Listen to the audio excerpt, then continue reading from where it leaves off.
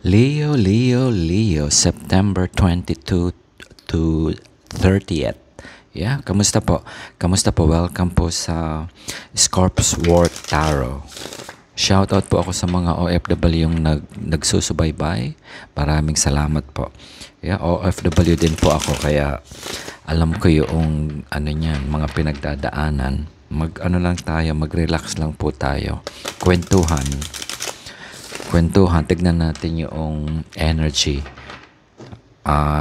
We shouldn't take it seriously po. Yeah, kasama po yan talaga yung mga colorful events sa buhay. So, kuha na po kayo ng kape. Magkwentuhan tayo, Leo. September 22 to 30. So, kamusta po yung mga kapatid nating nasa Pilipinas? Yes. Isa yun sa pinagkakaabalaan ko lately. Pag uwi ko ng bahay sa trabaho, update ako. Tinitignan ko yung mga comedy show. Comedy po, di ba? Kailan kaya tayo magbabago? Okay.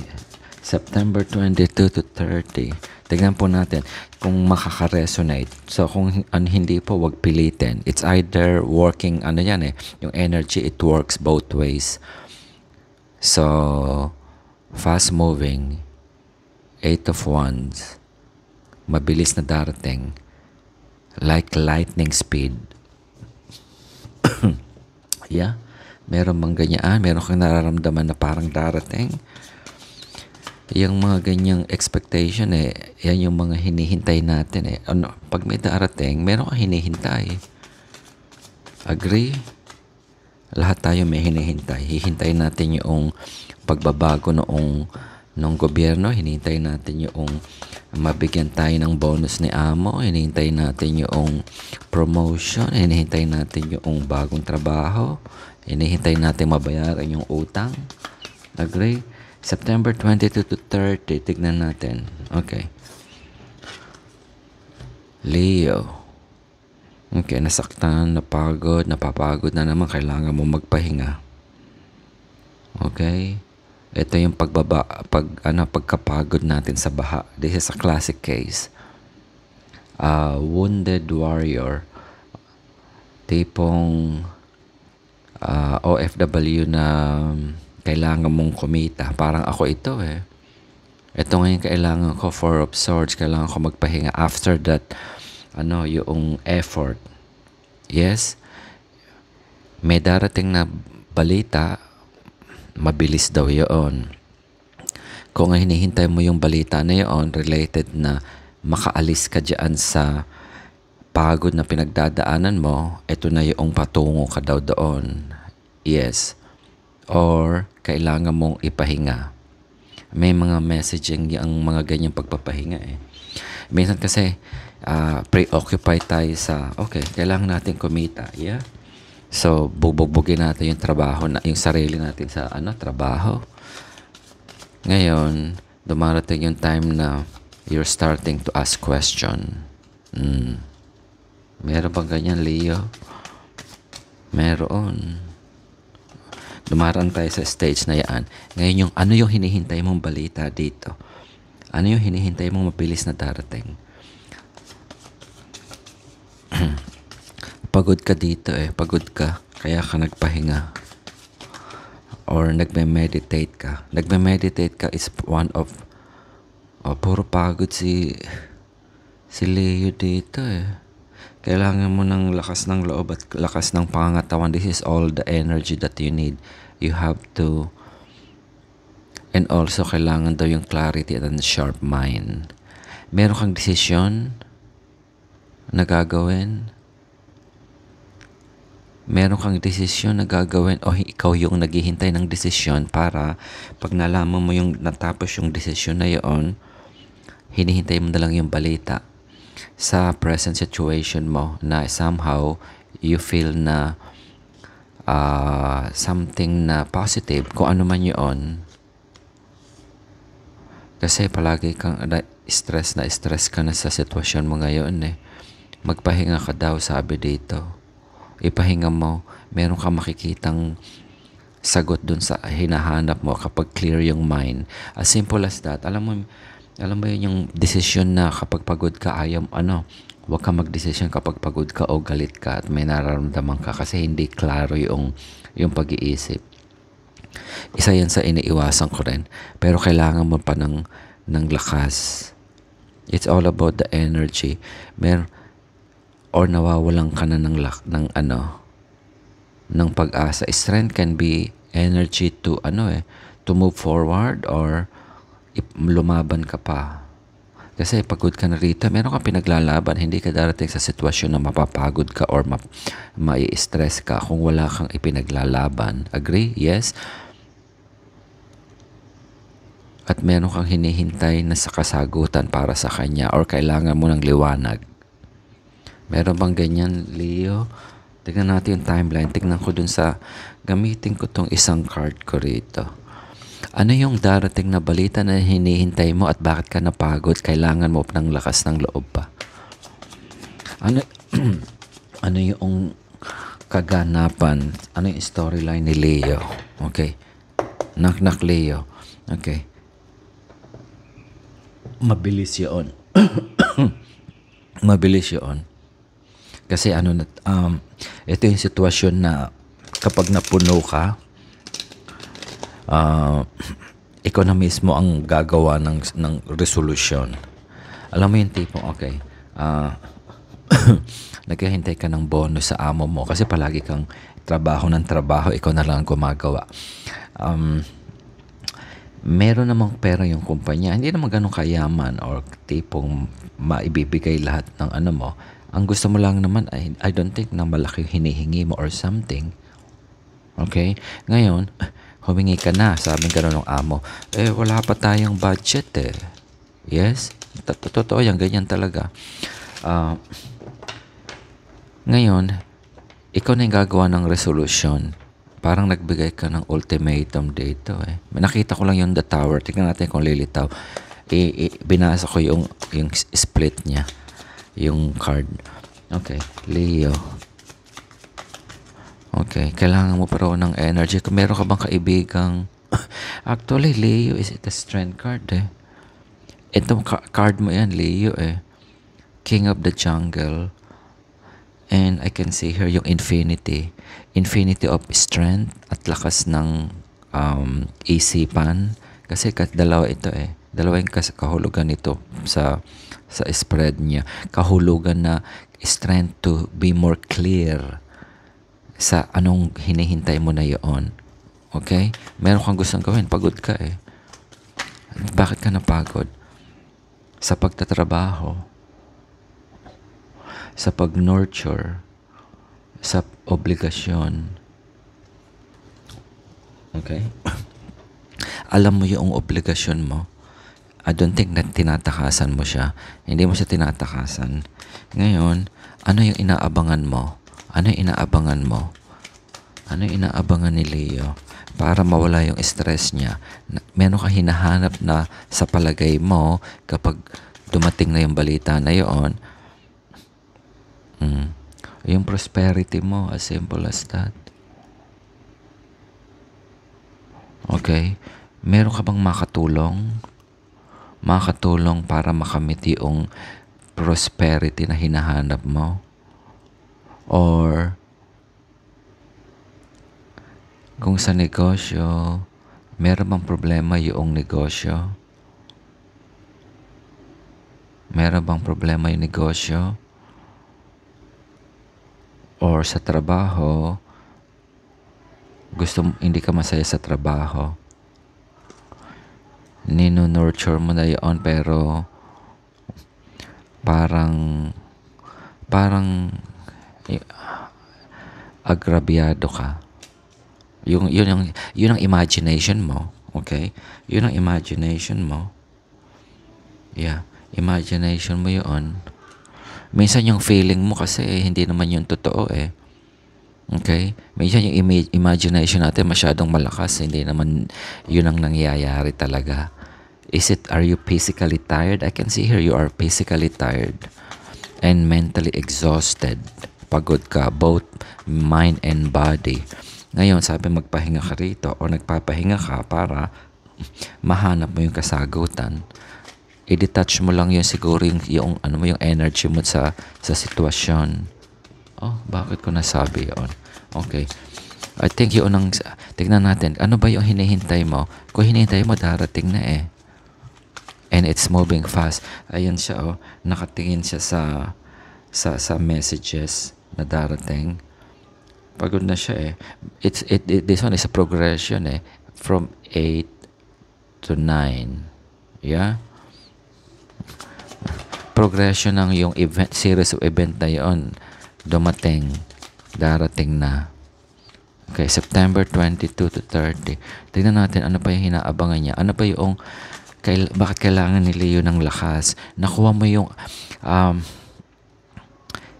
you're standing on your belief system. Ito yung kapag lumitaw normally yung card noong sign niya.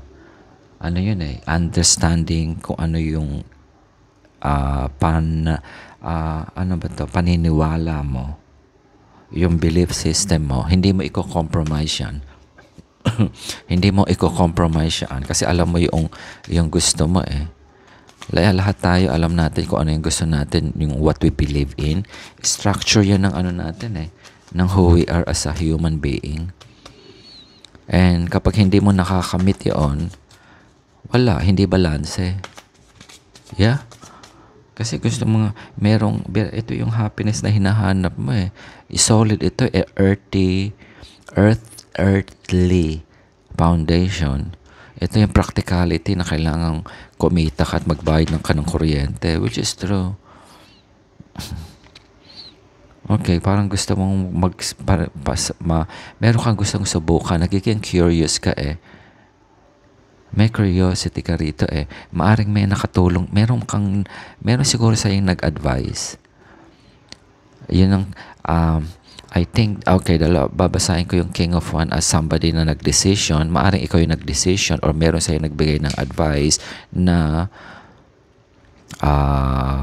bagong idea, na bagong mga sidekick, sideline or side hustle na pagkakakitaan na para lalong lumago yung pundasyon na hinahanap mo, which is related to the financial resources. Very practical yung ano ni Leo dito. Very straightforward. So ano pa hinihintay mo? Parang naiinip ka eh. Parang naiinip si Leo. Ano ba hinihintay niya? Hindi ko makita rito.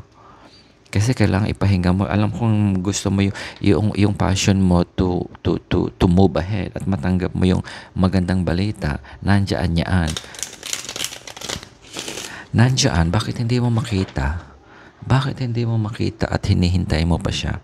Yun ang makapagpapasaya sa'yo. Yun ang doon ka naniniwala na will make you happy. Tignan natin, kung kailan darating yon at yun na ba yung solution mo. Minsan, to be honest, minsan akala natin yun ang makapagpapasaya sa atin, pero kapag natanggap mo na yung hinihingi mo, kaya ito yung sinasabing be careful na what you wish for. Yeah? Be careful on what we wish for. Kasi kapag dumating na yan dan tayo minsan na parang, ay, hindi pala ganoon yun. Meron bang ganyan? Totoo yun. Totoo yun. Kapag wala kang pasensya, kasi inasabi dito, kailangan mo pa ng more patience eh. Okay? Nakita mo na truly who you are at ano yung gusto mo eh. Ngayon, meron ka hinihintay na sa palagay mo makapagpapasaya sa'yo, maaring na may nagbigay sa'yo ng advice na, hey, pumunta tayo dito or something, mag-invest tayo or mag-apply ka kaya doon. Mga ganong ano yan sitwasyon eh. Ngayon, pero may takot ka. May takot ka dahil nga doon sa patutunguhan mo, something na baka magkamali ka or what. Yun, may fear. Not necessarily na natatakot kang pumunta ron or something or mag-decision, pero merong fear, nag-stressful ka. Ngayon, yung mga present situation, mga ginagawa mo, you're doing it like what you need to do. Kasi nga, ito na naman yata yung nakita kong Leo na palagi nakafocus doon sa past regret niya. Ikaw ba yung Leo na parang hindi makamove on doon sa past regret? Yung gusto mo yung buhayin na ulit yung nakaraan. Okay. Tingnan natin. Ano ba yung pinagka-regretan mo na yan? Ano ba yung pinagka-regret mo na yan? Na palagi kang nakikita mo yung palaging tasang natapon, hindi mo nakita yung offer. Ayan, nagalit na yung card. Okay, darating na yung hinihintay mo na yan. Kung ano man yun, bagong trabaho, bagong opportunity, bagong pundasyon para makapagsimula ka, kailangan mo pa raw ng konting push. Yeah. You're looking for that yung ang pundasyon, this is all about money. Yes? Kasi may effort ka naman doon eh. Huwag kang mainip. Huwag kang mainip. Ito yung tipong naagrabyado ka ba? Ganon tipo yan eh. Hindi ka masaya doon sa present situation mo eh. Okay, kuha pa tayo ng last few cards. Oops, balik ako doon sa isa. Baka nandito yung karugtong. Meron bang ganyan, Leo? Ito yung nakita ko last time na ngayon, ang sinasabi dito, kulang pa yung yung pagtsatsaga. Naiinip ba? Or magkailangan mo ipahinga muna. Kasi minsan yung kapag stressful ka in everything, hindi tayo makapag-isip eh. Ito na naman yung wish fulfillment mo. Yun lang hinahanap mo. Masaya yung emotional, yung emotional balance. Agree? Hinahanap mo yung bagong pagmamahal na maaring magpakita sa iyo ulit. Para mapuno yung cup mo. Kulang natapon yung mo dito yung tasa. Pero nakatingin ka dun sa natapon na nakalipas. Hindi mo nakita yung present moment. Appreciate the present moment. That's what daw sinasabi. I think merong sayong nagbibigay sa ng advice. Yung somebody coming from on an emotional level, not emotional. Kasi kapag non-emotional ka, mas mas realistic ka sa sitwasyon eh. Yeah? Correct? Ganun din ako minsan eh. Kapag meron kang problema o iniisip, kasi nga nandiyan yung sama na loob, galit, pagod, hindi ako, palpak yung nagiging desisyon. Mas lalo pa ako nag-create ng problema. Ngayon, nasa sitwasyon ka na, parang naiinip ka. Okay, tingnan natin. Kuha pa tayo ng card kung may maka-resonate po, shout out. Ano ba yung dahilan kung bakit parang pinanghihinaan ka ng loob? Kakilala mo yung sarili mo dito, Leo eh. Pero bakit parang nawawala yung tunay na Leo? You know that? Okay. Ito, ang reading na to, siguro, specific people ito sa current timeline. May pinagdaanan siya. Ito yung pinagdaanan niya eh. Lahat naman tayo may pinagdaanan, but this one is very deep na parang yun, may regret. Okay? May regret. Hindi madali yung ganoon eh. Hindi rin madali yung ganoon. Madaling sabihin na, move on. Hindi po ganoon kadali. Yeah, alam ko yan. Alam ko rin yan. So, kung merong nakaka-resonate po, natin, i-shout out po ang mga OFW kung nasaan kayo. Relax lang. Ito yung hinahanap mo. Kailangan mo magpahinga. Kasi kagagaling mo lang sa gera yung pinasukan mo, Leo eh. Seriously. Gera yung pinasukan mo. I do not know, hindi ko makita sa card kung ano yun. Pero yung sequence of event lang. Okay? Yung sequence of event. Hindi ko mabibigay po kung ano yung mananalong ticket. Kaya hindi Hindi ko po alam yun. Hindi bibigay nung taro yun. Makikita niya lang na you're moving to that direction kasi again, choices yan eh. Yeah, okay. Yeah, hinahanap mo yung emotional connection na kung ano yung ibinibigay mo, gusto mo din naman na i-offer equally. Okay? I think that the strength that you still need to ibigay pahabain. Ayun, nakikita mo yung road na yon. Another another na place para baybayin mo. Okay? Kung may hinihintay kang pagbabago doon sa sitwasyon related sa pagmamahal na hinahanap mo, gusto mo lang ng equal give and take, darating na yon. Kasi parang meron sa'yo nag-advise. I can see her, parang meron kang close somebody na sinasabi na din sa'yo, ginigising ka. Yeah. Meron kang isang ma-sharp na less emotional friend. Either Libra, Gemini, Aquarius. Yeah, I think it's Aquarius. Okay? Yung bang parang siya, hindi naman sa isip bata. Very siya mag-isip. Very simple like a child. You know that? Yan ang parang ka-connection mo eh.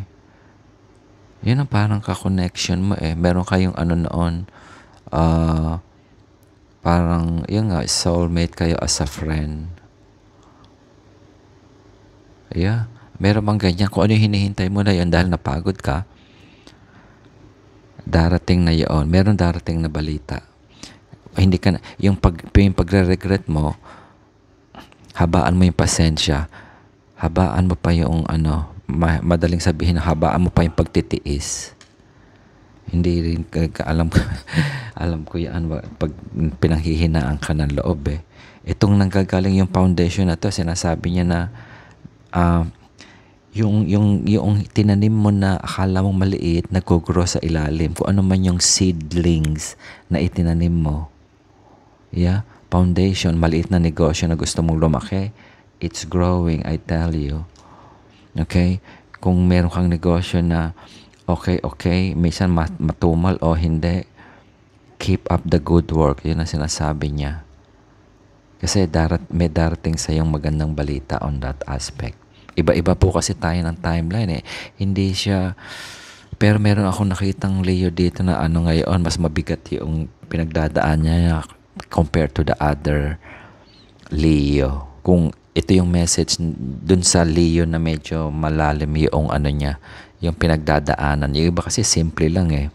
Simple. Pero ganun din yung tema. Yung sabi dun sa Leo na kailangan mo pa ng more strength, yung dadaanan mo na yun patungo dun sa hinahanap mong success or equal and fair treatment. Yeah. Yung use your infinite energy. Kasi kakilala mo yung kakayahan mo eh. Nanghihina lang yung loob mo. Yeah. Meron bang ganyan, Leo? September 22 to 30, may darating na balita. Dumating na yung judgment call. Yes? Okay. Kuha tayo ng oracle card. Tingnan natin kung may message pa kay Leo. Tignan natin kung bakit kailangan niya pang magkonting pasensya at pagtitimpi. Ka lang diyan. Enjoy mo daw yung simple moments na pagtulog.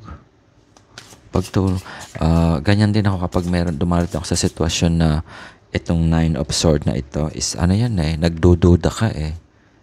Nagdududa ka. Lakasan mo daw yung faith, sabi. Okay? Okay, September 22 to 30. Leo, kuha tayo ng moon card. Ano yung advice niya? Ano pa yung message? Ano po yung message niya? Bigyan mo ako ng 1 card. Bigyan mo pa ako ng 1 card. Okay. Ilan ba yung lumitaw? Isa lang. Oh, yeah, okay. Isa lang. May kaibigan kang Taurus. Ito, very practical itong Taurus. Kailangan mo to. Okay. Okay. Nababasa ba? Okay. Now is the time for focusing on financial and practical matters. Ayan yun, no? I think you are focusing now. You are focusing now in nurturing that, financial matters para dun sa hinahanap mong fulfillment para maging independent ka. You like that independence, or yung ibang Leo, you like that equal treatment, okay? Merong mga tao, hindi lang Leo, na mas masaya kapag they are independent and they have that resources, magandang trabaho, healthy, everything. Okay, some people, they like that equal treatment, lalo sa partnership. Yes, although maski na may partnership, they still want to keep their identity. Doon sila nagtatribe. Yeah. Meron ba ganyan, Leo? The only thing I can see here, eto na siya, darating na siya. Alam, yung hinihintay mo. Meron ka hinihintay. Why? Ito na yung judgment. The ultimate, the ultimate decision. Kumbaga sa announcement na kung sinong nanalo, i-award na sa'yo yun. Because you need that strength. And you have that strength. Ito pala, ilagay mo sa isip mo yan. You have that strength na pinanghihinaan ka. Okay? Yeah. Oh, very interesting. This is a sana all, pero hindi madali rin ito. To be honest, hindi madali ito. Hindi po. Yeah, so September 22 to 30, Leo. So, yeah, susunod po, magkape-kape ulit tayo at magkwentuhan. So, see you again. Salamat po.